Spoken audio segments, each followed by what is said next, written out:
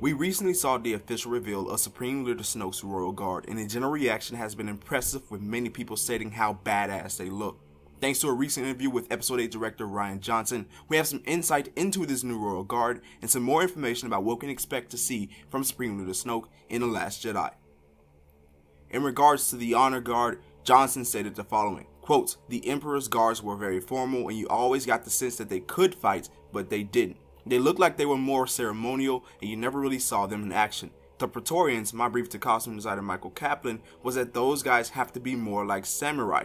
You have to be built to move, and you have to believe that they could step forward and engage if they have to. They have to seem dangerous. They're his personal guards. They stick with Snoke, so they're essentially bodyguards." End quote.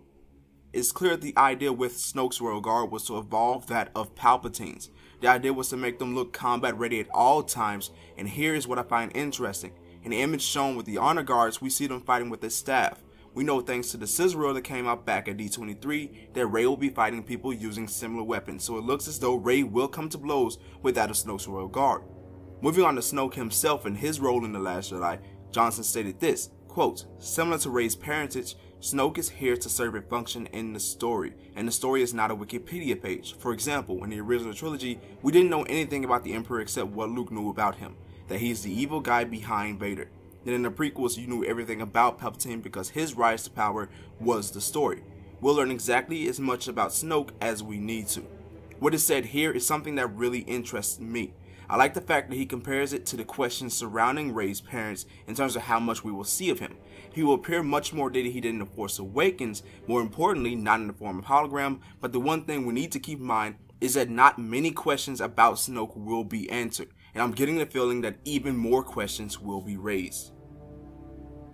Now before I round this video out, I want to inform you guys of what's going on behind the scenes at the Marauders Guild right now. The recently launched MGE channel will be put on halt for the time being, but the main channel, which you are watching right now, will continue to be ran as usual with the same Star Wars content that you have all come to expect. If you enjoyed this video, be sure to press the like button and share with your friends to get them in on the conversation as well. If you haven't, subscribe to the Marauders Guild and ring the bell so you're notified whenever we upload. Hope you all consider making this your new home for Star Wars. Until the next time, may the force of others be with you.